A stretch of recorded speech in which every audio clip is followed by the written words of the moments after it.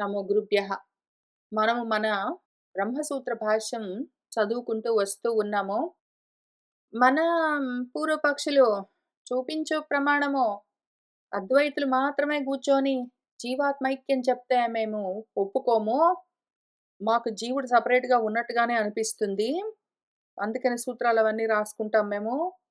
Notes అన్నీ రాసుకుంటాము. ప్రచారాలన్నీ చేసుకుంటాము. మతాలన్నీ స్థాపిస్తాము. కాబట్టి ఇక్కడ ఒక పెద్ద ప్రోగ్రామ్ నడుస్తుంది. నువ్వు కాదు, జీవుడే లేదు, సెపరేట్‌గా అసలు ఉన్నది గూడా గాదు అని చెప్తే ఎట్లా ఊరుకుంటాము? జీవుడు లేదు, ఈశ్వరుడు లేదు, 2 నేను అని చెప్తావు. నువ్వు సరే గాని నిన్ను పక్కన బెట్టి ఇంకెవడైనా ఉన్నాడా అట్లా చెప్పిన వాళ్ళు అద్వైతులు గాక అంటే ఉన్నారు అని ముగ్గురిని ఇక్కడ చూపిస్తూ వచ్చారు. ఇక్కడ కాశకృత్స్నుల వారున్నారు. అంతకన్నా ముందు ఆవుడులోమి ఉన్నారు. అంతకన్నా ముందు మన జైమిని ఉన్నారు. అంతకన్నా ముందు ఆశ్వరజ్జుల వారున్నారు. వీళ్ళందరున్నారు. జైమినిని ముందు చూపించారు. వాజస్నేయులని చూపించారు. తర్వాత ఆశ్వరజ్జుల్ని చూపించారు. తర్వాత ఔడులోమిని చూపించారు. మళ్ళీ ఇప్పుడు కాశకృత్స్నుల వారిని చూపిస్తున్నారు. ఎందుకు వీళ్ళందరూ ఒప్పుకోవాల్సొస్తుంది అంటే కంప్లీట్‌గా ఒప్పుకున్నారని గాదు. వీళ్ళు గూడా ద్వైతాన్ని పూర్తిగా వదిలిపెట్టిన వాళ్ళు గాదు. కానీ మాత్రము వేదవాక్యాలు అన్నీ గూడా అద్వైతమే చెప్తూ ఉండడం చేత కండిషనల్‌గా, రిలేటివ్‌గా, ఎక్సెప్షన్స్‌తో ఆ సమయానికి బలవంతంగా ఇష్టముండి లేక ఏదో ఒక బలహీనతతో అద్వైతాన్ని వాళ్ళు ఒప్పుకుంటూనే ఉన్నారు. అయితే వాళ్ళు ఇష్టముండి లేక బలహీనతలతోటో, బలవంతంగానో ఒప్పుకున్నా సరే అద్వైతం ఒప్పుకున్నారు. ఎందుకు అంటే మన శాస్త్రాలన్నీ అద్వైతమే చెప్తాయి. దాన్ని కంప్లీట్‌గా బైపాస్ చేసి మొత్తమే వదిలిపెట్టి కాదు అని తోసిపుచ్చాలి అంటే శాస్త్రాలన్నింటిని కూడా వదిలిపెట్టేయాలి. నువ్వు శాస్త్రం పట్టుకున్నావు అంటే అద్వైతం ఉండి తీరుతుందందులో. నువ్వు అద్వైతం వద్దు నాకు ద్వైతమే కావాలి అన్నావు అంటే మాత్రము శాస్త్రాలను గూడా వదిలిపెట్టేయవలసొస్తుంది. వీళ్ళేమో శాస్త్రాలను నమ్ముతారు పాపము. శాస్త్రంలో అద్వైతం ఉంటుంది పాపము. కాబట్టి ఎట్లోకట్లా వాళ్ళు రిజాల్వ్ జేసుకోవడానికి కొంతవరకు సమన్వయం జేసుకోవడానికి ట్రై చేసి, ఎక్కడెక్కడైతే వాళ్లకు నమ్మబుద్ధి గాదో ఇంక అక్కడ మాత్రం వాళ్ళు దాన్ని విపరీత వ్యాఖ్యానాలతో ప్రయత్నాలన్నీ చేసుకుంటారు. కాబట్టి ఈ సమన్వయం చేయడం ఎట్లా జేస్తూ ఉన్నారు ఎవరెవరు ఎన్ని రకాలుగా.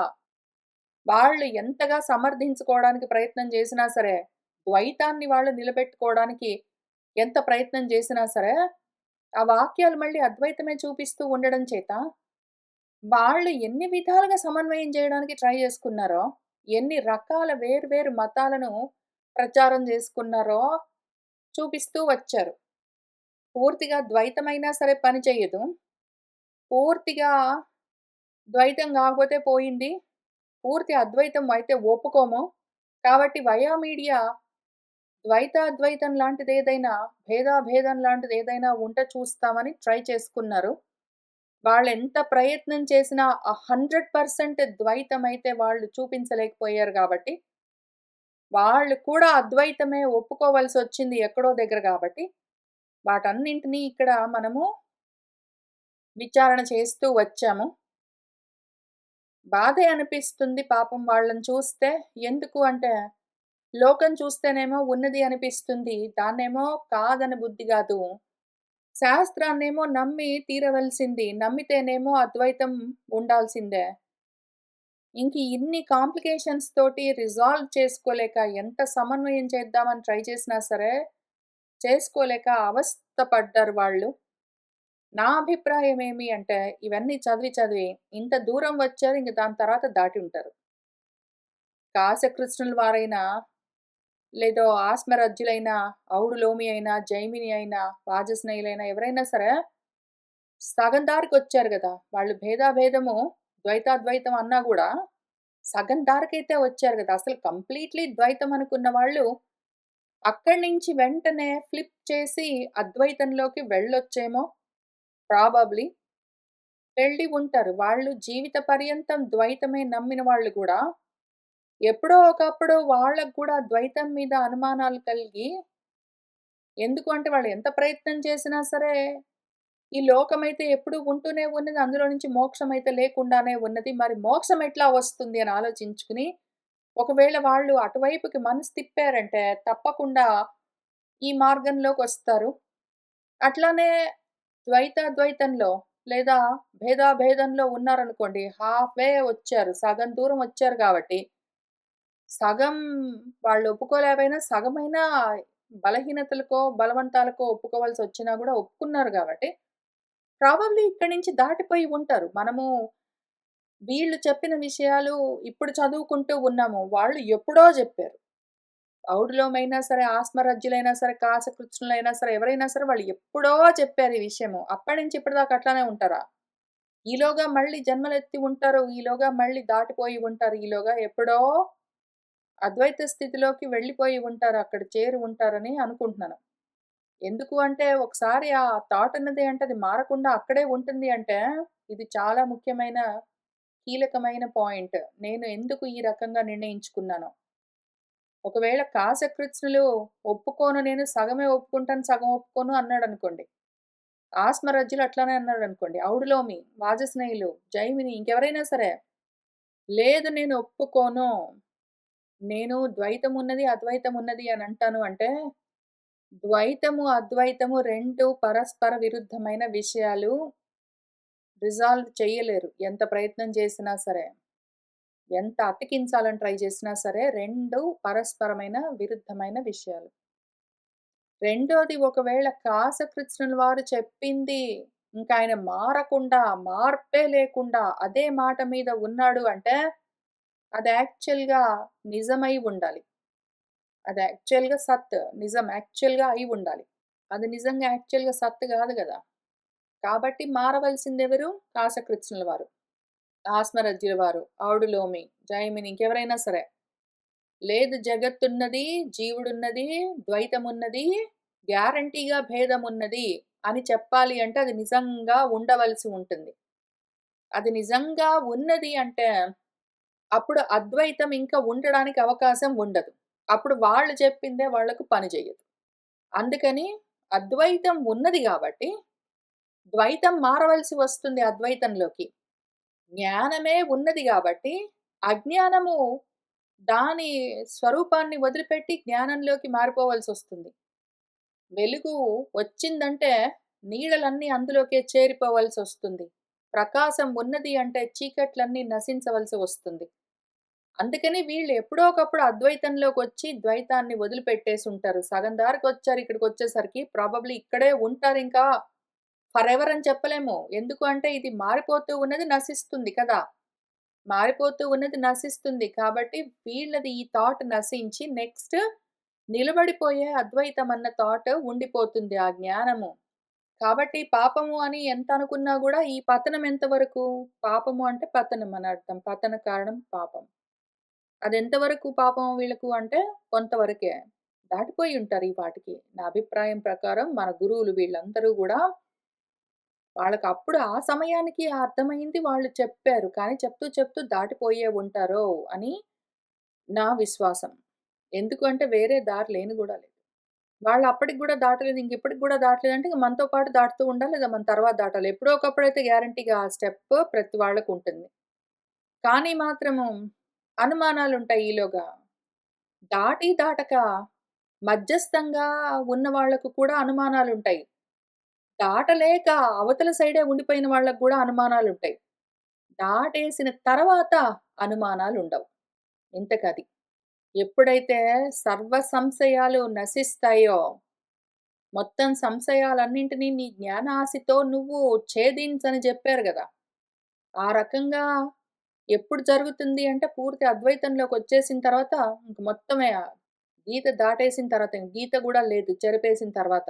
ఉన్నదంతా ఒకటని తెలిసిన తర్వాత ఇంక సంశయాలుండవు. కానీ అంతవరకు మాత్రము ఉంటాయి సంశయాలు. అందుకే వస్తాయి క్వెషన్స్ చూద్దాం. నను ఉచ్ఛేదాభిధానం ఏతత్ ఏతేభ్యః భూతేభ్యః సముద్ధాయ తాన్యేవ అనువినశ్యతి న ప్రేత్య సంజ్ఞా అస్తి ఇతి కథమేతత్ అభిధానం అని ఒక ప్రశ్న. మన పూర్వపక్షి ఏమడుగుతున్నారంటే, గురువుగారండి అంతా బానే ఉంది గాని, నన్ను మరిండి. ఇక్కడ ఏతేభ్యః భూతేభ్యః సముద్ధాయ ఈ భూతాల్లో నుంచే లేచి తాన్యేవ అనువినశ్యతి వాటిలోకే మళ్ళీ నశించి ప్రేత్య వెళ్ళిన తర్వాత దానికి సంజ్ఞ అన్నది నాస్తి. ఇంకా వేరుగా జ్ఞానం అన్నది ఉండదు. సంజ్ఞ అంటే సమ్యక్ జ్ఞానం ఉండదు. సంజ్ఞ అంటే తెలుసుకోవడం అన్నది ఇంకా ఉండదు అని ఈ వేద మంత్రానికి బృహదారణ్యకంలో దానికి అర్థమండి. ఇక్కడ అందులో నుంచే వచ్చి అందులోకే నశించి అని ఉన్నది. చూస్తున్నారా గురుగారు సిద్ధాంతి? ఇక్కడ ఉచ్ఛేదనము నశించడము అన్న అర్థంలో జెప్పారు కదా! కథం మరి ఎట్లానంటే మీరు దాన్ని అభేదానికి పనికొస్తుందని జెప్తున్నారో, అభేదం జెప్పలేదిక్కడ. జీవాత్మ ఐక్యం జెప్పారా ఇక్కడ? జీవాత్మ అభేదం జెప్పారా ఇక్కడ? ఇక్కడేం జెప్పారు? ఆ పంచభూతాల్లో నుంచే బయటకొచ్చి మళ్ళీ అందులోనే నశిస్తుంది. ఇంక దాని తర్వాత తెలియని గూడా తెలీదు. దానికేమి తెలీదు అని ఉంది కదా! ఉన్న వాక్యాన్ని పట్టుకునే అందులో అభేదం ఉన్నదని ఎట్లా చెప్తావో అని ప్రశ్న. అసలు ఈ వేద వాక్యం ఎక్కడున్నది? మనకు ఆ బృహదారణ్యకంలో అంట, మన యాజ్ఞవల్క్యుల వారు మైత్రేయికి ఒక ఎగ్జాంపుల్‌గా విషయం చెప్తూ ఒక ఉప్పు గడ్డ ఉన్నదనుకో, ఘనీభవించిన ఉప్పు, సైంధవ లవణం అంటారు. మళ్ళీ పిల్లి మార్జాలంలాగా సైంధవం అంటేనే సింధువు నుంచి నీళ్ళలో నుంచి వచ్చింది అని అర్థం. సింధువు అంటే సముద్రం అనుకోండి. అందులో నుంచి వచ్చింది సైంధవం. సింధువు నుంచి వచ్చింది సైంధవం. మనం ఏం చేస్తామంటే సైంధవ లవణం వేరండి. రాళ్ళుప్పో, గళ్ళుప్పో మళ్ళీ ఏదో వేరే ఉప్పు వేరేదండి. మళ్ళీ అందులో రకాలు ఎందుకంటే ప్రతి దానికి మనం వేరు వేరుగా చూడడం, ప్రతి దానికి వేరు వేరుగా పేర్లు పెట్టుకోవడం, ప్రతి దాన్ని వేరు చేసేసుకోవడం. ఇంక దాన్ని కలుపుకోలేకపోవడం. కాబట్టి అని ఆ ఎగ్జాంపుల్ చెప్తూ ఒక సైంధవం ఉన్నదనుకో, ఉప్పు ఉన్నదనుకో, అది నీళ్ళలో నుంచి బయటకొచ్చేసిందనుకో, అది ఘనీభవించి ఉన్నదనుకో, ఆ ఉప్పు ముద్దని మళ్ళీ తీసుకొని వెళ్లి నీళ్ళల్లో కలిపావనుకో, ఏం జరుగుతుంది? ఆ నీళ్ళంతా కలిసిపోతుంది ఆ ఉప్పు మళ్ళీ. ఇంతకుముందు ఉప్పు ఏదైనా నువ్వు బొమ్మ రూపంలో తయారు చేసావనుకో, ఒక క్యూబ్ లాగా తయారు చేసావనుకో, ఏదో ఒక రాడ్ లాగా తయారు చేసావనుకో, దాని రూపాలన్నీ ఉంటాయి అట్లా. దానికి ఏదో గళ్ళుప్పు అని పేరు పెట్టుకో, మెత్తుప్పు అని పేరు పెట్టుకో.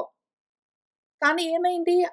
గళ్ళుప్పు గాని, మెత్తుప్పు గాని, బొమ్మ ఉప్పు గాని, ఏదో ఇంకేదైనా ఉప్పు గాని, అది తీసుకొని వెళ్లి నీళ్ళలో కలిపితే ఏమైంది? ఆ ఉప్పు నీళ్ళలో కరిగిపోతుంది. మళ్ళీ వేరుగా తెలుస్తుందా? ప్రేత్య పోయిన తర్వాత ఇంక కరిగిపోయిన తర్వాత దానికి సంజ్ఞ నాస్తి. వేరుగా ఇదిగో ఇది రాళ్ళుప్పో, ఇది ఏదో మెత్తుప్పో, ఇదేంటో ఒక రాడ్ మోడల్‌లో ఉన్న ఉప్పు, ఇదేంటో శివలింగంలాగా ఉన్న ఉప్పు, గళ్ళు అనేమన్నా తెలుస్తుందా? తెలీదు గదా! అట్లానే ఈ రూపాలన్నీ గూడా జీవభావంతో ఉన్నట్టుగా ఉన్నవన్నీ గూడా ఏతేభ్య భూతేభ్యః ఈ పంచభూతాల్లో నుంచే లేస్తాయి. పంచభూతాలతోటే అవి నీళ్ళలో నుంచి ఉప్పంతా ఒక సాకారంగా ముద్దగా ఘనీభవించినట్టు ఇవన్నీ అదిగో ఆ భూతాలతో తయారవుతాయి. తర్వాత మళ్ళీ అందులోకే నశిస్తాయి. మళ్ళీ వాటికి వేరుగా ఏమి రూపము, నామము ఉండదు. వేరుగా అస్తిత్వం ఉండదు. వాటికి వేరుగా జ్ఞానం ఉండదు. ఏముండదు. ఎందుకు? అందులో నుంచే వచ్చి అందులో నుంచే కలిసిపోయేవి. ఉన్నదంతా ఒక్కటే. కాబట్టేమైంది? ఉప్పు సముద్రంలో నుంచి బయటకొచ్చి మళ్ళీ సముద్రంలో కలిస్తే, అది వేరుగా ఉన్నంత వరకు వేరుగా ఉన్నట్టుగా అనిపించినా గూడా సముద్రానికి అది వేరు గాదు మళ్ళీ అదే అది. కాబట్టి అందులో కలిగిపోయింది కదా! మొత్తం అంతా.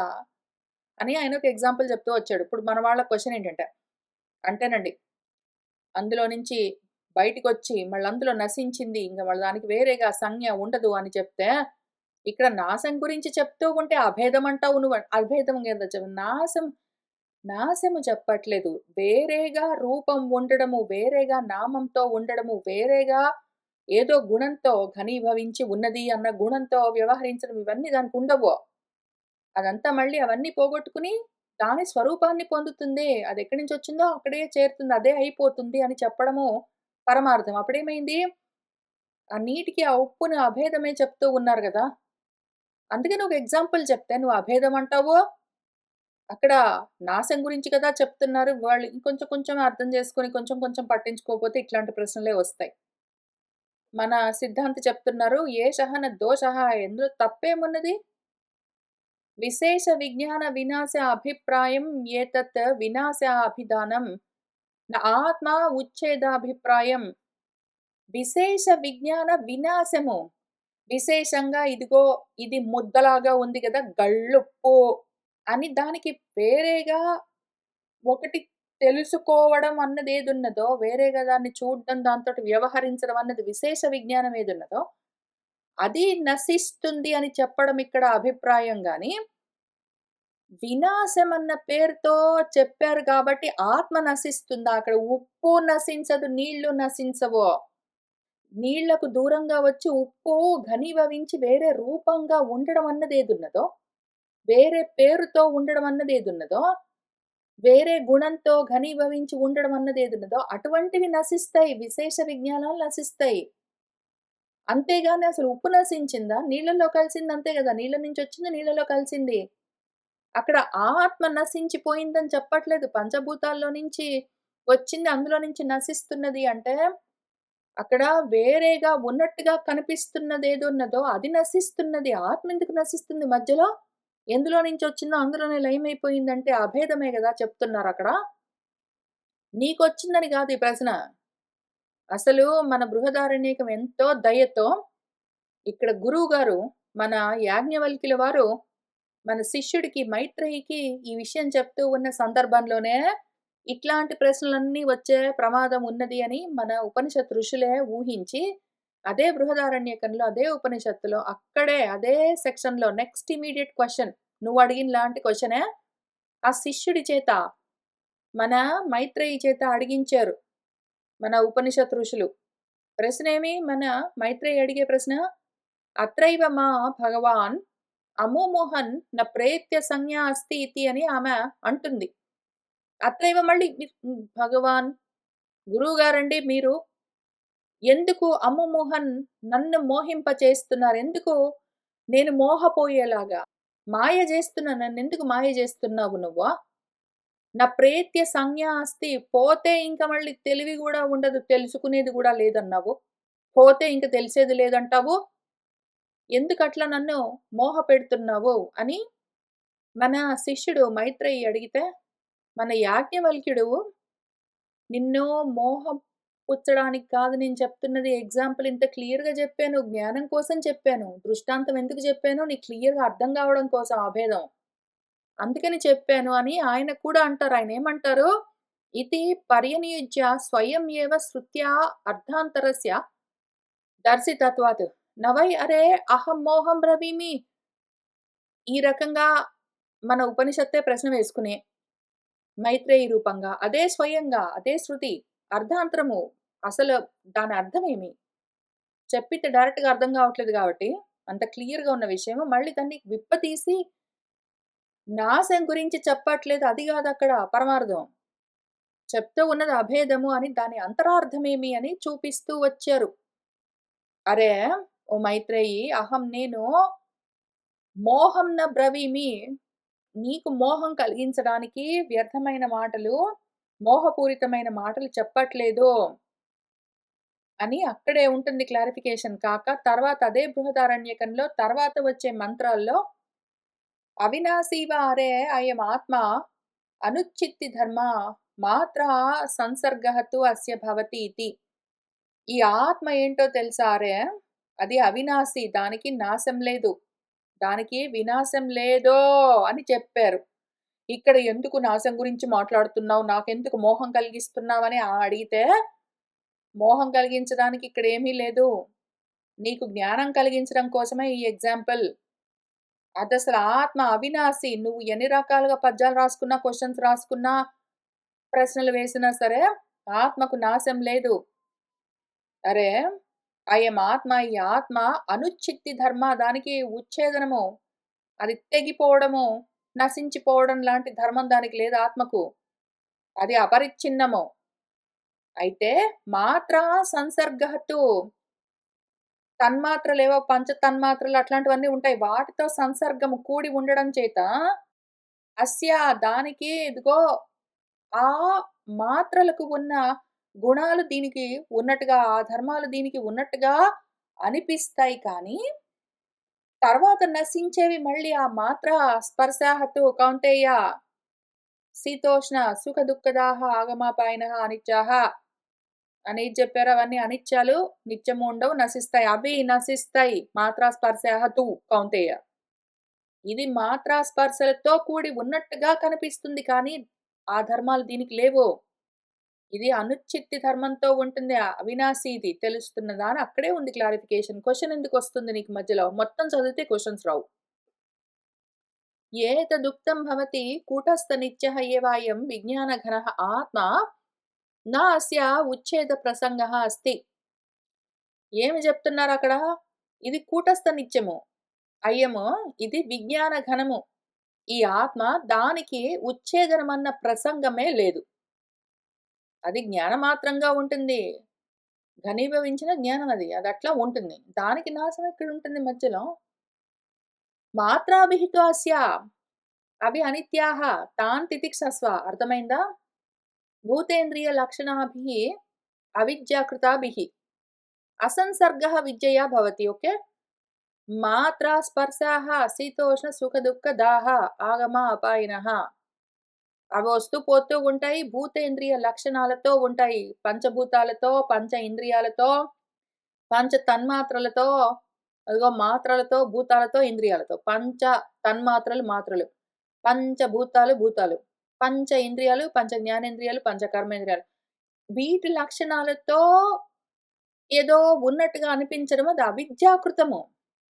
అదంతా అవిద్య వల్ల కల్పించబడ్డది. కానీ, ఆ సంసర్గము ఎప్పుడు నశిస్తుంది? వాటితో కనెక్షన్ ఎప్పుడు పోతుంది అంటే, అసంసర్గము విద్యయా భవతి. నీకు జ్ఞానం కలిగితే, వాటితో నీకు సంబంధమే లేదు అని తెలుస్తుంది. అప్పుడు నశించేవి అవి నువ్వు గాదు. ఇప్పుడు వాటితో సంసర్గం బెట్టుకుని నువ్వు అదే పనిగా కనెక్షన్స్ అన్నీ బెట్టుకుని, బంధాలు బెట్టుకుని, ఆ దేహమే నేను, ఇంద్రియాలు నేను, ఏదో మాత్రలు నేను అనుకుంటూ, వాటితో కూడి అదే నేను అనుకుంటున్నావు గాబట్టి, అది నశిస్తే నేను నశించాను అనుకుంటున్నావు. కాదు. నీకు నాశనం లేదు. ఉన్నది ఒకటే అది నువ్వు. అవెందుకు నశిస్తాయనుకుంటున్నావా? అది నిజంగా లేవు. అవి కొత్తగా నశించేందుకు అవి రాలేదు. నువ్వు అవిద్య చేత నువ్వు ఉన్నాయని నువ్వే కల్పించుకొని, నువ్వే కలగా చూసుకుంటున్నావు గాబట్టి, అవి ఉండవు గాబట్టి ఉండవంతే. నువ్వెప్పుడు ఉంటావు గాబట్టి ఉంటావంతే. తెలుస్తున్నదా? ఇది సమన్వయం జేసుకోలేక నువ్వు వేదవాక్యాల్ని సమన్వయం జేస్తానని కూర్చున్నావా? అందుకే కన్‌ఫ్యూజ్ అవుతావు. సంసర్గాభావే చ ప్రకృతస్య విశేష విజ్ఞానస్య అభావాత్ న ప్రేత్య సంజ్ఞా అస్తి ఇత్యుక్తమితి. సంసర్గము ఈ దేహేంద్రియాలతోటి, భూతాలతోటి, మాత్రలతోటి సంసర్గం బెట్టుకుంటే అట్లనే ఉంటావు గానీ, అభావే అవి తొలగిపోయాయి అంటే, ఆ బంధం తొలగింది అంటే దేహేంద్రియ ప్రాణ మనోబుద్ధులు వాటితో ఆ గ్రూప్‌తో, ఆ గ్యాంగ్‌తో, ఆ అసత్ గ్యాంగ్‌తో నీకు అభావము, కనెక్షన్, సంసర్గం అభావం అయిందంటే, ప్రకృతస్య ఇక్కడ చెప్పబడుతూ ఉన్న విశేష విజ్ఞానస్య అభావాత్ న ప్రేత్య సంజ్ఞా అస్తి అని చెప్తున్నది స్పెసిఫిక్ విషయం గురించి చెప్తున్నారు. వేరుగా ఉండడము అన్న విశేష జ్ఞానము అభావమైతే, ఇంకా సామాన్య జ్ఞానము ఘనీభవించిన జ్ఞాన స్వరూపము నువ్వు అది మాత్రం ఉండిపోతుంది. ఓకే. నా ప్రేత్య సంజ్ఞా అస్తి ఇతి ఉక్తం ఇతి. పోయిన తర్వాత ఇంక వేరుగా తెలిసేది గూడా లేదు. పోయిన తర్వాత ఎప్పుడు పోతుంది? నీ అవిద్య నశిస్తే వెంటనే ఇది నశిస్తుంది. నీకు నిజంగా అవిద్య ఉన్నదా? లేదు. ఉన్నట్టుగా ఉంటుంది.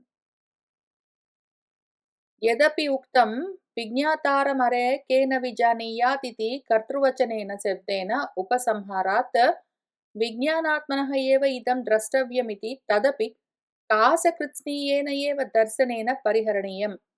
ఏదైతే విజ్ఞాతారం అరే కేన విజానీయాత్ అన్నింటినీ తెలుసుకునేదాన్ని దేనితో తెలుసుకుంటావు అని కర్తృవచనము కర్తగా చూపిస్తూ ఉన్నారు కాబట్టి నశించేదేది చూస్తూ ఉన్నట్టుగా అనిపిస్తూ ఉన్న విజ్ఞానాత్మ. ఆ విజ్ఞానాత్మ నశించడం అంటే మళ్ళీ కొత్తగా ఉంటే గదా వేరుగా, మళ్ళీ కొత్తగా నశించడము. అందులోనే ఉప్పు నీళ్లలో కరిగినట్టు అందులోనే కరిగిపోతుందది వేరుగా ఉన్నట్టుగా అనిపించింది. ఈ కర్తృవచనంతో విజ్ఞాతృ అనుంది గదా! విజ్ఞాతారం అంటే విజ్ఞాతను, విజ్ఞాత ఎక్కడి నుంచొచ్చింది? విజ్ఞాతృ అన్న పదం నుంచొచ్చింది. రూట్ నుంచి. ఈ శబ్దం ఉంది గదా! దాన్ని ఉపసంహారం జేస్తూ విజ్ఞానాత్మనః ఏవ విజ్ఞాతారం తెలుసుకునేదాన్ని దేంతో తెలుసుకోవచ్చో, ఎట్లా తెలుసుకుంటాము అన్న శబ్దంతో ఉపసంహారం చేస్తూ విజ్ఞానాత్మనః ఏవ ఇదం ద్రష్టవ్యమితి. ఇక్కడ చూపించబడుతున్నది విజ్ఞానాత్మనే అని కాసకృత్స్నుల వారు కూడా చెప్పారు. ఇంతకుముందు ఆయన చెప్పింది మనము ఎందుకు కొన్ని ప్రమాణాలతో ఒప్పుకోవచ్చు. ఎందుకంటే ఆయన అభేదం చెప్పడం మాత్రం కరెక్ట్‌గా చెప్తున్నాడు. ఆయన భేదం చెప్తున్నప్పుడు కష్టపడాల్సొచ్చింది గానీ, అప్పుడు గూడా కష్టమేం లేదు. ఆయన భేదం చెప్తున్నప్పుడు ప్రపంచం అంతా ఉన్నట్టుగానే కనిపిస్తుంది ఆయనకి. పాపం దాన్ని గూడా నమ్ముతున్నాడు. ఆయన అభేదం చెప్తున్నప్పుడు గూడా కరెక్ట్‌గా చెప్తున్నాడు. ఎందుకంటే శాస్త్రం క్లియర్‌గా ఎక్స్‌ప్లెయిన్ చేసింది. ఆయన దాన్ని గూడా నమ్ముతున్నాడు. పాపం కాసకృత్స్నుల వారు మిగిలిన వాళ్ళందరితోటి ప్రాబ్లమ్ ఏంటంటే, వాళ్ళు జగత్తుని నమ్ముతారు కాబట్టి భేదాన్ని చాలా ధాటిగా చెప్తారు. వాళ్ళు శాస్త్రాన్ని నమ్ముతారు కాబట్టి అభేదాన్ని అంతకన్నా ధాటిగా చెప్తారు. వాళ్ళు శాస్త్రాన్ని నమ్ముతారు గాబట్టి పాపము అభేదం ఒప్పుకుంటారు. వాళ్ళు జగత్తుని నమ్ముతారేంటో ఉన్నది ఉన్నదని నమ్ముతున్నారు గాబట్టి అది గూడా ఒప్పుకుంటారు. వాళ్ళకి అందుకని ఆ ప్రాబ్లమ్ తోటున్నారు వాళ్ళు. అయినా గూడా వాళ్ళు ఇక్కడ చెప్తున్నది ఏది? విజ్ఞానాత్మ నశిస్తుందని చెప్తున్నారులే కానీలే, అక్కడ నశించేది యాక్చువల్ ఆత్మ గాదు అని కాసకృత్స్నుల వారు గూడా చెప్పారు గదా! దాన్నైనా పెట్టుకుని కనీసం ఏదండి? అద్వైతులు మాత్రమే జెప్తే ఒప్పుకుంటామటండి. ద్వైతులేమైనా వేరే వాళ్ళేమైనా ఉంటే చూపించండి అంటావేమో. ఇదిగో ఉన్నారు గదా! కాసకృత్స్నుల వారు గూడా అదే జెప్పారు. అక్కడ నశించేది విశేష జ్ఞానంతో కూడిన విజ్ఞానాత్మ. యాక్చువల్ ఆత్మ గాదు అని ఆయన గూడా చెప్పాడు గదా! పోనీ దాన్నైనా తీసుకో. దాన్ని బెట్టుకొని పరిహారం జేసుకో. నీ ప్రాబ్లమ్ సాల్వ్ జేసుకో. పరిష్కరించుకో. అపిచ యత్ర హి ద్వైతమివ భవతి తదితరః ఇతరం పశ్యతీతి ఆరభ్య అవిద్యా విషయే తస్యైవ దర్శనాది లక్షణం విశేష జ్ఞానం ప్రపంచ. యత్ర తు అస్య సర్వం ఆత్మ ఇవ అభూత్ తత్కేన కం పశ్యేతిత్యాదినా విద్యా విషయే తస్యైవ దర్శనాది లక్షణస్య విశేష విజ్ఞానస్య అభావం అవిదదాతి. ఎక్కడైతే ద్వైతంలాగా నీకు తెలుస్తూ ఉన్నదో, అప్పుడే ఒకదానితో ఒక్కటి చూస్తూ ఉంటుంది అని మొదలుపెట్టి, ఇదంతా గూడా అవిద్యా విషయంలోనే. అవిద్యా భూమికలోనే, అజ్ఞానమున్న స్థితిలోనే ఇదంతా. ద్వైతం ఎప్పుడు కనిపిస్తుంది? కాశకృష్ణ వారికైనా, ఆస్వరద్ధుల వారికైనా, ఔడు లోమి గారికైనా, ఎవరికైనా సరే ద్వైతం ఎంతవరకు కనిపిస్తుంది? అవిద్య ఉన్నంత వరకు ద్వైతం కనిపిస్తుంది. ఒకదాంతో ఒకటి చూస్తున్నట్టు. నేను చెట్టు చూస్తున్నాను, వాడు పక్షిని చూస్తున్నాడు, ఇంకేంటో ఏంటో చూస్తున్నదని ఈ చూడ్డాలు ఒకదాన్ని ఒకటి చూడడం అన్నది ఎప్పుడుంటుంది? అవిద్యా భూమికలోనే ఉంటుంది. ఈ దర్శనాది లక్షణం అంతా.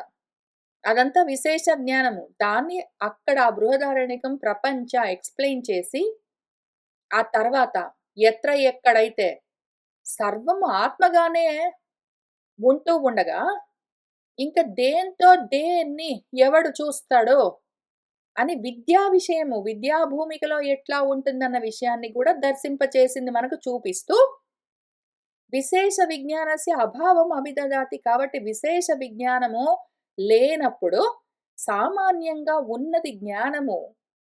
విజ్ఞాన ఘనము అది ఒక్కటే ఉన్నది ఆత్మ అని చూపిస్తూ ఉంటుంది మనకు ఉపనిషత్తు. ఎక్కడైతే ద్వైతం లాగా ఉంటుందో, నిజంగా ద్వైతం భవతి అనలేదు. ద్వైతం ఉంటుందో అనలేదు. ద్వైతం లాగా ఉంటుందో. ఎందుకంటే కండిషనల్‌గా గూడా ద్వైతం ఉన్నట్టుగా ఒప్పుకోవడానికి వేదం ఒప్పుకోదు. నీకు ఉన్నట్టుగా అనిపిస్తుందో అదెందుకు అనిపిస్తుందంటే నీలోని అవిద్య వల్ల ఏదో దేన్నో ఏంటో చూస్తున్నదని అనిపిస్తుంది. కానీ ఉన్నదంతా ఒక్కటే అని తెలిస్తే ఇంకా ద్వైతం ఉండదు అని చాలా క్లియర్‌గా చెప్పింది పాపము. ఇత్యాదిన విద్యా విషయంలో జరుగుతుంది. పునః చ విషయాభావేపి ఆత్మానం విజానీయాత్ ఇది ఆశంక్య. విజ్ఞాతారం అరే కేన విజానీయాత్ ఇత్యాహ. కాబట్టి విషయాభావే మళ్ళీ ఇంకొక క్వెషన్ రావచ్చు నీకు పూర్వపక్షి. బానే జెప్పావు సిద్ధాంతి నువ్వు. ద్వైతంలో ఉన్నంత వరకే అదిగో ఒకటి ఇంకొక దాన్ని చూస్తుంటుంది కదా! ఓటుండాలి, ఇంకోటి చూస్తూ ఉండాలి. ద్రష్ట, దృశ్యము అని ద్వైతము చూసేవాడు, చూడబడేది అని ఎందుకుంటాయి? ద్వైతంలో ఉంటే 2 వేరుగా ఉంటాయి. ఉన్నట్టుగా ఉంటాయి ఇవా? కానీ ఉన్నదంతా ఆత్మగానే చూస్తే, ఇంక దేంతో ఏది చూడ్డం ఉంటుంది? ఉండదు అని చెప్తే మన వాళ్ళకొక అనుమానం రావచ్చు. పోనీండి ఆత్మని ఆత్మ చూసుకోవచ్చు గదా! కదా! అది మొత్తం ఆత్మగానే చూస్తుంటే మంచిదండి శుభం. సిద్ధాంతి శుభం. అనాత్మలే లేవంటే ఇంకా మంచి. ఆ ఆత్మే ఆత్మను జూసుకుంటుంది అను. ఆత్మ అనాత్మలను జూస్తుంది అంటే ద్వైతం అన్నావనుకో నువ్వు. పోనీ నేనేమంటాను అంతా ఆత్మే ఉందంటే, ఉంటే ఉన్నది సిద్ధాంతి అంతా ఆత్మే గదా! దాన్నదే జూసుకుంటుంది అంటాను. అప్పుడు ఆత్మను జూసుకోవచ్చు గదా! అని ఒకవేళ అంటారో ఏమో అని ఆ ప్రశ్న వేసుకొని విషయాభావే అపి వేరే చూడ్డానికి విషయాలేమీ లేకపోతే, విషయాలు అంటే కంటికి దృశ్యాల విషయము, చెవికి శబ్దాల విషయము, నాలుకకు రుచుల విషయము, చర్మానికి స్పర్శలు విషయము, ముక్కుకు వాసనలు విషయము.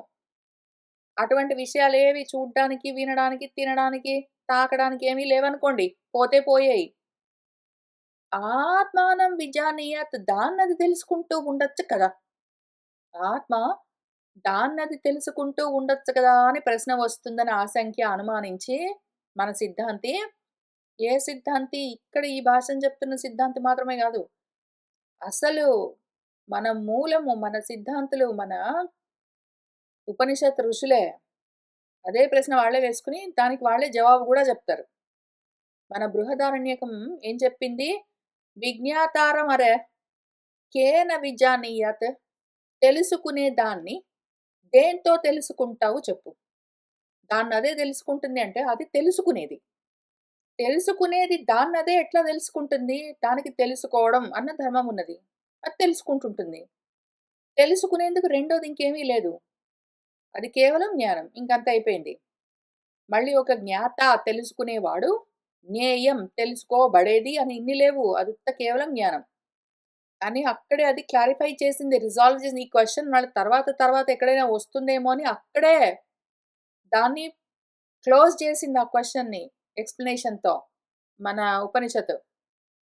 కాబట్టి మళ్ళీ నువ్వు వెనక్కెళ్ళి ఆల్రెడీ ఆ ప్రశ్న, దానికి జవాబు పూర్తయిపోయాయి అక్కడే అదే ఉపనిషత్తులో. అవన్నీ మిస్ చేసి, మొత్తం అంతా స్కిప్ చేసి, మళ్ళీ వచ్చి కూర్చొని కొత్తగా అదే ప్రశ్న. నేను కొత్తగా ఎందుకు చెప్తాను జవాబు? అదే జెప్తాను. బృహదారణ్యకం చూపించిందే నేను జెప్తాను. అర్థం నువ్వు చేసుకోవాలి. తతః చ విశేష విజ్ఞాన అభావ ఉపపాదనాత్ పరత్వాత్ వాక్యస్య విజ్ఞాన ధాతుః ఏవ కేవలః సన్ భూతపూర్వగత్యా కర్తృవచనేన త్రిచా నిర్దిష్టః ఇతి గమ్యతే. తతః కాబట్టి విశేష విజ్ఞాన అభావము. విశేష జ్ఞానము తొలగిపోతుంది. విశేషంగా ఇది వేరేగా ఇదిగో ఒక ఉప్పు బొమ్మ, ఇది ఉప్పు కణిక, ఇది మెత్త ఉప్పు, ఇది రాళ్ళ ఉప్పు అని ఇన్ని రకాల విశేష విజ్ఞానాలు అభావం లేవు. దాన్ని ఉపపాదించడం వరకే ఆ పరత్వంగా వాక్యమున్నది.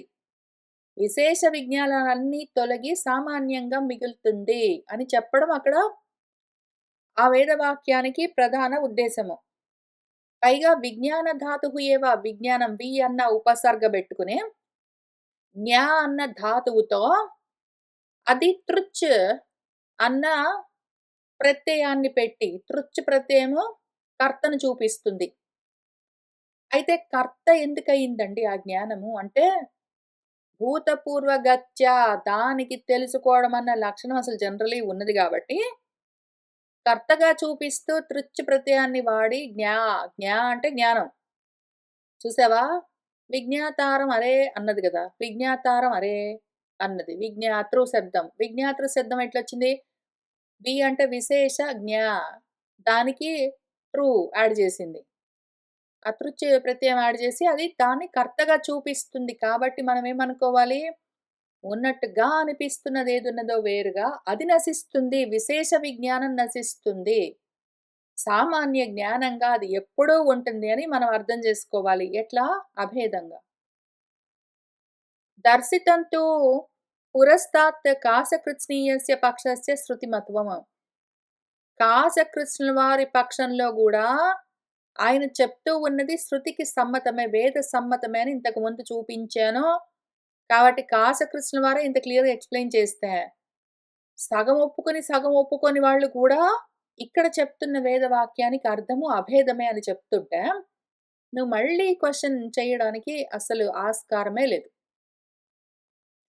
అతః చ విజ్ఞానాత్మా పరమాత్మనోః అవిద్యా ప్రత్యుపస్థాపిత నామరూప రచిత దేహాది ఉపాధి నిమిత్తః భేదః న పారమార్థికः ఇతి ఏషః అర్థః సర్వైః వేదాంతవాదిభిః అభ్యుపగంతవ్యః.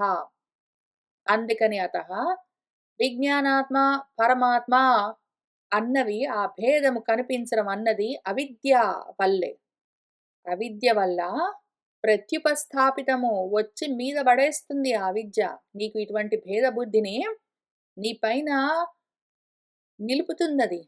ఆ రకంగా ఎదురుగా తెచ్చి పెట్టేసరికి, ఆ ఎదురుగా ఉన్న నామాలు, రూపాలు చూసి, వాటి వల్ల రచించబడ్డ, కల్పించబడ్డ దేహాది ఉపాధులన్నీ చూసుకుని, ఆ నిమిత్తంగా భేదాన్ని చూస్తూ ఉన్నావు నువ్వు కానీ, పారమార్థికంగా, పరమార్థంగా భేదమన్నది లేనే లేదు. ఇతి అని ఏషః అర్థః అది ఆ వేదవాక్యంలో చెప్పాలనుకున్న అర్థము. అది ఈ పారమార్థికమైన అర్థము. పరమార్థాన్ని చెప్పడం కోసం అది ప్రయత్నం చేస్తున్నది అని సర్వైః అందరూ గూడా. ద్వైతులు లేరు, అద్వైతులు లేరు, ద్వైతాద్వైతులు, భేదాభేదులు, భేదులు, అభేదులు ఇన్ని రకాలు లేవు. అందరూ వేదాంతవాదిభిః వేదాంతాన్ని నమ్మి, ఆ వాదన చేస్తూ ఉన్నవాళ్ళు, ఆ వేదం చెప్తున్న వాదనను అంగీకరిస్తున్న వాళ్ళందరూ గూడా దాన్ని ఇదే విధంగా భేదము లేదని చెప్తున్నది అని పారమార్థికంగా అర్థం చేసుకోవలసి ఉన్నది. అభ్యుపగంతవ్యః తెలుసుకోవలసి ఉన్నది. రకరకాలుగా అర్థం చేసుకుంటే మారిపోయేది నశిస్తుంది. నశించే దాన్ని పట్టుకుని కూర్చుంటే మనం నశిస్తాము. రకరకాలుగా మార్పులు లేవు. అది ఎప్పుడు ఒకేలాగా ఉన్నదేదున్నదో దాన్ని పట్టుకుంటే మనం నిలబడి ఉంటాం. అదే అయి ఉంటామా అప్పుడు తెలుసుకుంటాము. నాశం లేకుండా. కావాలంటే ఎన్నో ఉన్నాయి వేదవాక్యాలు. వేదవాక్యాలు ఎక్కడ చెప్పినా పారమార్థికంగా ఒక్కటే అర్థం చెప్తుంది పాపమో. సదేవ సౌమ్య ఇదమగ్రే ఆసీత్ ఏకం ఏవ అద్వితీయం. చూసావా? చాందోగ్యోపనిషత్తు. సత్తే ఉన్నది సౌమ్య. దీనికి ఏదో వేరేగా ఉన్నదని అనిపిస్తున్న దానికి ముందేమున్నది సత్. అది ఏకం. ఏవ అద్వితీయం. ఏకం ఒకటి. ఏవ అదొక్కటే. రెండోది లేను కూడా లేదు. ఆత్మైవేదం సర్వం. ఆత్మా ఏవ ఇదం సర్వం. ఆత్మ మాత్రమే ఇదంతా. ఇదం సర్వం అంటే జగత్ ఇంకేంటన్నా అన్ని కనిపిస్తున్నాయి అనుకుంటున్నావా? కాదు. జీవుడు లేదు, జగత్తు లేదు, ఈశ్వరుడు లేదు. మొత్తం అంతా ఆత్మే. జీవ జగదీశ్వరులుగా నీకు భేదం ఎందుకు కనిపిస్తుంది? మళ్ళీ ఇక్కడ చూసుకో. విజ్ఞానాత్మ పరమాత్మనోః అవిద్యా ప్రత్యుపస్థాపిత నామరూప రచిత దేహాది ఉపాధి నిమిత్తః భేదః. అసలు యాక్చువల్‌గా ఉన్నది పారమార్థికంగా ఆత్మైవ. ఇంకా అనుమానం ఉందా నీకు? బ్రహ్మైవ ఇదం సర్వం అని కూడా చెప్తా పట్టు. ముండకోపనిషత్తు ఏం చెప్పింది? ఇదంతా బ్రహ్మమే. బ్రహ్మం అంటే మళ్ళీ ఇంకేదైనా ఉందనుకుంటున్నావా? ఆత్మే. ఆత్మ అంటే ఇంకేదో ఇంకోటి వేరేది సెపరేట్ ఎంటిటీ అనుకుంటున్నావా? కాదు నువ్వు. నేను అని. ఆత్మ అంటే నేను. ఇదం సర్వం యదయం ఆత్మ మన బృహదారణ్యకం చెప్పింది. ఈ మొత్తం అంతా ఏదుందో అదంతా ఆత్మే. నాన్యః అతః అస్తి ద్రష్ట. అదిగాక ద్రష్ట వేరేది లేనే లేదు. నాన్యదతః అస్తి ద్రష్టృ. ద్రష్టకు వేరుగా ఇంకేది లేని కూడా లేదు. ఇక్కడ తృచ్ ప్రత్యయంతోటి ద్రష్టృ అని చెప్పింది. ఇక్కడ ప్రథమ విభక్తి ఏకవచనంతో ద్రష్ట అని చెప్పింది. ఏదైనా సరే చూసేది అది ఒక్కటే ఉన్నది. ఇంకేది లేనే లేదు. ఇది ఏవన్ రూపాభ్యః శృతిభ్యః ఇన్ని రూపాలుగా, ఇన్ని విధాలుగా శృతులు మన ఉపనిషత్తులు చెప్తూ వచ్చాయి వేదాలు. స్మృతిభ్యః చ స్మృతులు కూడా, శాస్త్రాలు కూడా భగవద్గీతలో ఏం చెప్పారు? వాసుదేవః సర్వం ఇది మున్నదంతా వాసుదేవమే. అస్థి భాతి సత్ చిత్. వాసుదేవం అంటేనండి అక్కడ పలాని ఊళ్ళో వసుదేవుడు, దేవకి అనేది జైల్లోనండి ఎవరోనండి గాదు. వాసుదేవం వసించి ఉన్నది, ప్రకాశిస్తూ ఉన్నది. వసించి ఉన్నది, ఉన్నది. అస్థి ప్రకాశిస్తూ ఉన్నది, భాతి. వసించి ఉన్నది, ఉన్నది. సత్ ప్రకాశిస్తూ ఉన్నది, చిత్. సచ్చిత్. మొత్తం అంతా సత్ చిత్. ఇంకేమీ లేను గూడా లేదు. క్షేత్రజ్ఞం చాపి మాం విద్ధి సర్వక్షేత్రేషు భారత. భారత, నన్ను క్షేత్రజ్ఞుడు అని తెలుసుకో. అన్ని క్షేత్రాల్లో ఉన్న క్షేత్రజ్ఞుడిని నేనే. మళ్ళీ క్షేత్రాలు వేరేగా ఉన్నాయా? లేదు, అది నేనే. సమన్ సర్వేషు భూతేషు తిష్టంతం పరమేశ్వరం. అన్ని భూతాల్లో సమంగా తిష్ట వేసుకుని ఉన్న పరమేశ్వరం నేనే. క్షేత్రజ్ఞుణ్ణి జీవుణ్ణి నేను, పరమేశ్వరుణ్ణి నేను. అదిగో ఉన్నట్టుగా ప్రకాశిస్తూ ఉన్నట్టుగా కనిపించే జగత్తంతా నేను. అయిపోయిందా? జీవ, జగత్, ఈశ్వరం అన్నీ నేనే. అంత సుఖంగా, అంత సులువుగా చెప్పారు. జీవ జగదీశ్వరులు 3 నేనే అని చెప్పారు.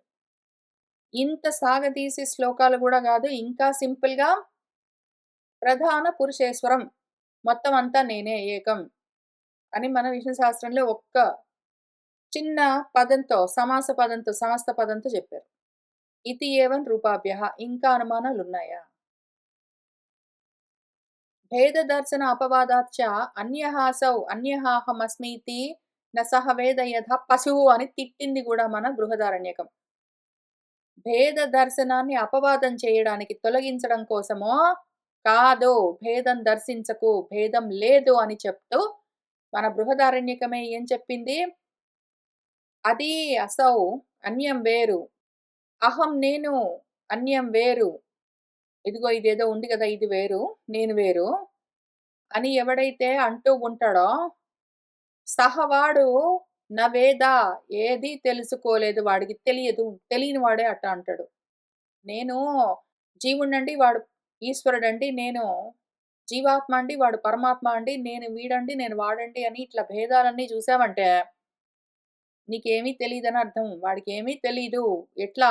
యథా పశువు, వాడు పశువు వాడు అని తిట్టింది. మృత్యోహో సహ మృత్యుమాప్నోతి. అట్లా పశువులాగా ఉన్నవాడు పాశాలకు, ఈ మోహపాశాలు భేదం ఉన్నది అని దర్శించడమే మోహము. ఆ మోహపాశానికి బద్ధుడై వాడు పశువుగా అట్లానే ఉన్నాడు అంటే వాడి పరిస్థితి ఏమి? మృత్యోహ సహ మృత్యుమాప్నోతి చ ఇహ నానా ఇవ పశ్యతి. నానాకంగా, అనేకంగా భేదాలన్నీ చూసేవాడు ఒక మృత్యువు నుంచి ఒక మృత్యువుకి వెళ్తూనే ఉంటాడు. పుడుతుంటాడు, చస్తుంటాడు, పుడుతుంటాడు, చస్తుంటాడు, పుడుతుంటాడు, చస్తుంటాడు. మోక్షం అన్నది ఉండదు వాడికి. వాడు పశువులాగా ఆ కర్మపాశాలకు, జన్మపాశాలకు, మోహపాశాలకు బద్ధుడై పశువై ఉంటాడు వాడు. జన్మలకు బద్ధుడై వాడు పశుడవుతాడు అని క్లియర్‌గా చెప్పింది మనకు బృహదారణ్యకం. ఇత్యేవం జాతీయకాత్. ఎన్నో ఇట్లాంటి విషయాలు ఇటువంటివే ఉన్నాయి. సవా ఏష మహానజః ఆత్మ అజరః అమరః అమృతః అభయః బ్రహ్మ అని బృహదారణ్యకం. అదేదున్నదో అది మహాన్, అది అజం, దానికి జన్మ లేదు, పుట్టవలసిన అవసరమే లేదు. అది ఆత్మ. అజరం, దానికి జర లేదు. అది అమరం, దానికి మరణము లేదు. అది అమృతం, మృతత్వం లేదు. అది అభయం, దానికి భయం లేదు. దాని పేరు బ్రహ్మ, దాని పేరు ఆత్మ. నువ్వేమన్నా పెట్టుకో. ఇతి చ ఆత్మని సర్వ విక్రియ ప్రతిషేధాత్. కాబట్టి ఆత్మలో పుట్టడం లేదు, చావడం లేదు, వార్ధక్యం లేదు, ఉండడం లేదు, పోవడం లేదు. దానికసలేమీ లేదో అని అన్ని వికారాలు, అన్ని మార్పులను ప్రతిషేధించింది మనకు మన బృహదారణ్యకం మంత్రం. అన్యథా చ ముముక్షూణాం నిరపవాద విజ్ఞాన అనుపపత్తేః సునిశ్చితార్థత్వ అనుపపత్తేః చ. ఒకవేళ అట్లా కాకపోతే భేదం కూడా ఉన్నది, అభేదం కూడా ఉన్నది. లేదా అభేదం లేదు గాని భేదం ఉన్నది అని ఈ రెండిట్లో ఏ రకంగా అనుకున్నా సరే, ద్వైతం ఉన్నది, అద్వైతం లేదు. లేదా ద్వైతము, అద్వైతము రెండూ ఉన్నాయి అని ఈ రెండిట్లో ఏ రకంగా అనుకున్నా సరే, ద్వైతము ఉంటూనే ఉంటుంది గాబట్టి వాడికి పూర్తిగా, కంప్లీట్‌గా మోక్షం అన్నది, ఆత్మస్థితి అన్నది ఉండనే ఉండదు. అందుకని అన్యథా వేరే రకంగా అనుకున్నామంటే మాత్రం, అద్వైతం కాక వేరేదనుకున్నామంటే మాత్రము, ముముక్షువులకు చాలా కష్టమైపోతుంది. బంధంలో ఉండాలనుకున్న వాళ్ళకి ప్రాబ్లమ్ లేదు. వాళ్ళు అట్లనే ఉండొచ్చు పశువులు. కానీ మాత్రము మోక్షం కావాలి, బయటపడిపోవాలనుకున్న వాళ్ళకి మాత్రం ఇరుక్కొని పోతారు. నిజంగా భేదంతో ఉన్నది ఇంకేదో వేరేది ఉన్నది అంటే మాత్రము వాళ్ళింక ఇరుక్కుంటారు, తప్పించుకోలేరు.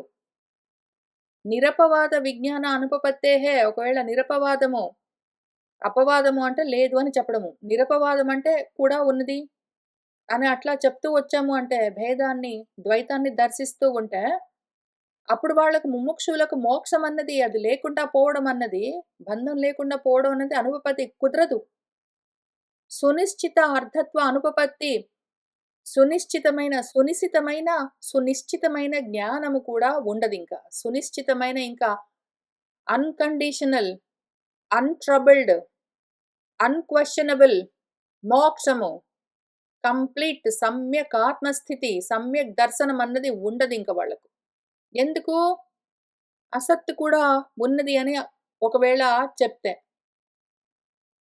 నిరపవాదం హి విజ్ఞానం సర్వ ఆకాంక్షా నివర్తకం ఆత్మ విషయం ఇష్యతే వేదాంత విజ్ఞాన సునిశ్చితార్థాః ఇతి చ శృతేః. నిరపవాదము విజ్ఞానము. కంప్లీట్‌గా అపవాదం చెయ్యాలి. కంప్లీట్‌గా ద్వైతము, భేదము లేనే లేదు అని చెప్పడము ఎట్లా? సర్వ ఆకాంక్ష నివర్తకం. అన్ని రకాల ఆకాంక్షలన్నీ నివారించబడితేనే ఆత్మ విషయం తెలుస్తుంది అని మనము ఒప్పుకుని తీరాలి. ఎందుకు? మన ముండకం ఏం చెప్పింది? వేదాంత విజ్ఞాన సునిశ్చితార్థాః. వేదాంత విజ్ఞానాన్ని సునిశ్చితంగా తెలుసుకుంటే వాళ్ళకి అర్థం పట్టుబడుతుందని చెప్పారు. అదెట్లా కలుగుతుంది అనుమానాలుంటే? రెండోది ఉన్నది అని అనిపించింది అంటే ఇంక వాళ్ళు దాంట్లో తగులుకుని ఉంటారు. అసలు పశువులంటే మనము జన్మలు, ఏదో కర్మలు, మోహాలు అవన్నీ పాసాలనుకున్నాం కాదు. అసలు అనుమానాలే బంధాలు మనకు. అసల అందుకనే జ్ఞాన అసితో జ్ఞానమన్న కత్తితో నీ సంశయాలన్నింటిని ఛేదించుకుని చిత్వా అని చెప్తారు. సంశయం ఉన్నది అంటే అది బంధమై తగులుకుంటుంది. ఆ సంశయాలన్నింటికి మనము సమాధానం కల్పించవలసిందే. అప్పుడే మనకు తత్ర కహ మోహః, కహ శోకః, ఏకత్వం అనుపశ్యతః అన్నది పనిచేస్తుంది ఈశావాస్యంలో చెప్పినట్టు. అటువంటి వేదాంత విజ్ఞానంతో సునిశ్చితమైన అర్థము మనం సాధిస్తేనే మోహము, శోకము అన్నీ తొలగి ఏకత్వాన్ని తెలుసుకుంటాం. తెలుసుకునేవాడికి ఏకత్వము, అద్వైతం తెలిసిన వాడికే మోహాలు, శోకాలు ఉండవు. ఇంకా ఎక్కడుంటాయి? ఉండవు అని చెప్పింది మనకి ఈశావాస్యం. స్థితప్రజ్ఞ లక్షణ స్మృతేః చ. భగవద్గీతలో ఇంక 1, 2 అని శ్లోకాలు రాయడం కష్టం. 6, 7 శ్లోకాల్లో ఒక సెట్ ఇచ్చారు మన గురువుగారు భగవంతుడక్కడ. స్థితప్రజ్ఞుడి లక్షణాలు ఏమి? ఇంక కూర్మాని ఇవ అంగాని అని మొదలుపెట్టి ఆయన చాలా దూరం చెప్తూ వచ్చారు. అప్పుడు వాడి ప్రజ్ఞ ప్రతిష్ఠిత అని చెప్తూ ఇక్కడ ఒక్క శ్లోకం నంబర్ ఉంది ఇక్కడ గానీ, చాలా శ్లోకాలుంటాయి. ఒక సెట్ ఉంటుందక్కడ. స్థితే చ క్షేత్రజ్ఞ పరమాత్మైకత్వ విషయే సమ్యక్ దర్శనే క్షేత్రజ్ఞః పరమాత్మ ఇతి నామమాత్ర భేదాత్ క్షేత్రజ్ఞః అయం పరమాత్మనః భిన్నః. పరమాత్మ అయం క్షేత్రజ్ఞాత్ భిన్నః ఇతి ఏవం జాతీయకः ఆత్మభేద విషయః నిర్బంధః నిరర్థకः. అర్థం పర్థం లేని వాదన ఇది. క్షేత్రజ్ఞుడు, పరమాత్మ ఏకత్వం అన్న విషయం అసలు ఉండగా, సమ్యక్ దర్శనం విచారణ చేస్తూ ఉన్న సందర్భంలో క్షేత్రజ్ఞుడు వేరు, పరమాత్మ వేరు అని నువ్వు చూడ్డానికి అసలు అర్థమే లేదు.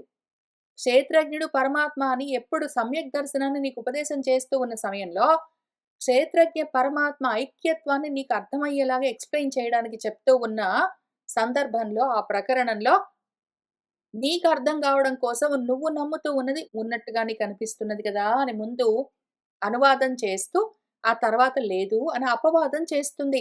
ఆ అపవాదం చేయకపోతే నీకు ఆ విజ్ఞానం, ఆత్మ విజ్ఞానం ఎట్లా కలుగుతుంది? దానివల్ల ఎట్లా వస్తుంది? అది క్షేత్రజ్ఞం, పరమాత్మ అని పేర్లు పెట్టగానే నువ్వు కన్‌ఫ్యూజ్ అయిపోతున్నావా? నిజంగా ఉన్నాయి, ఉన్నాయి అని సెపరేట్ చేసుకుంటున్నావా? కాదు. నామమాత్ర భేదాలవి. నీకు ఎక్స్‌ప్లెయిన్ చేయడానికి ఏదో విధంగా అదట్లా అన్ని పేర్లు పెట్టి చెప్తుందంతే. నువ్వింక దాన్ని పట్టుకొని అయ్యం క్షేత్రజ్ఞః ఇదేమో క్షేత్రజ్ఞం అండి. పరమాత్మకు ఇది భిన్నం వేరండి. అట్లానే పరమాత్మ అండి ఇదేమో ఇది క్షేత్రజ్ఞానికి భేదం అండి అని నువ్వు నిజంగా నమ్ముతున్నావా?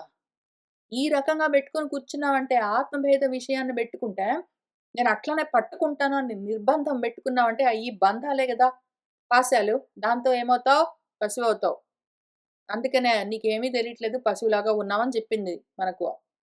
ఇట్లాంటి నిర్బంధాలన్నీ, పట్టుదలలన్నీ బెట్టుకోకు. పట్టుదలలు బెట్టుకుంటే పట్టుకున్నావంటే అది పట్టు, అది బంధం. నిరర్థకము. నీకు పరమార్థం పట్టుబడదింక. కదా! పరమార్థం చెడిపోతుంది. ఏకహ హి అయమాత్మా నామమాత్ర భేదేన బహుధా అభిధీయతే ఇతి. ఈ ఆత్మ ఒక్కటే ఉన్నది గానీ, నామాలతో వేరు వేరుగా ఉన్నట్టుగా చెప్పబడుతుంది. ఎందుకు? సౌకర్యంగా నీకు సులువుగా, సుఖంగా అర్థం గావడం కోసం. నహి సత్యం జ్ఞానమనంతం బ్రహ్మ యః వేద నిహితం గుహాయామితి కాంచిత్యేవ ఏకాం గుహాం అధికృత్య ఏతద్ ఉక్తం.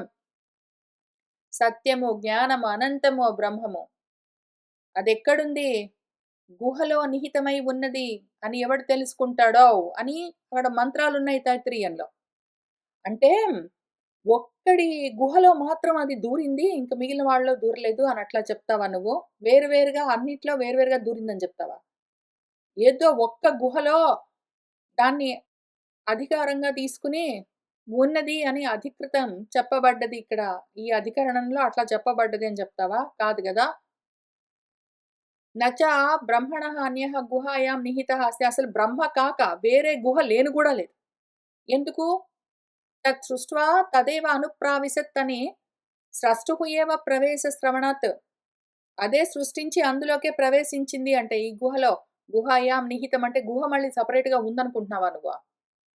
గుహ అన్నది ఏదో వేరేగా ఒకటున్నదండి. అందులోకి ఇది ప్రవేశించిందండి అనుకుంటున్నావా? కాదు. గుహ గూడా అదే, ప్రవేశించింది గూడా అదే, ప్రవేశించడం కూడా అదే.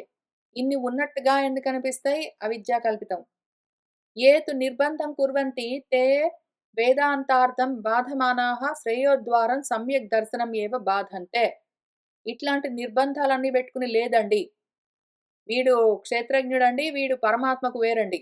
వీడు పరమాత్మ అండి, వీడు క్షేత్రజ్ఞుడికి వేరండి అన్నావంటే, అటువంటి బంధాలన్నీ అన్ని నిర్బంధాలన్ని పట్టుదలలు పెట్టుకున్నావంటే, అట్లా పెట్టుకున్న వాళ్ళేం చేసుకుంటున్నారో తెలుసా?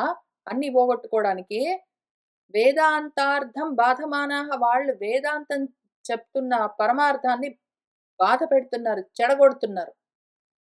శ్రేయోద్వారం సమ్యక్ దర్శనం ఏవ బాధంతే. శ్రేయస్సుకి ద్వారమైన సమ్యక్ దర్శనము, సంపూర్ణ జ్ఞానము కూడా చెడిపోతుంది.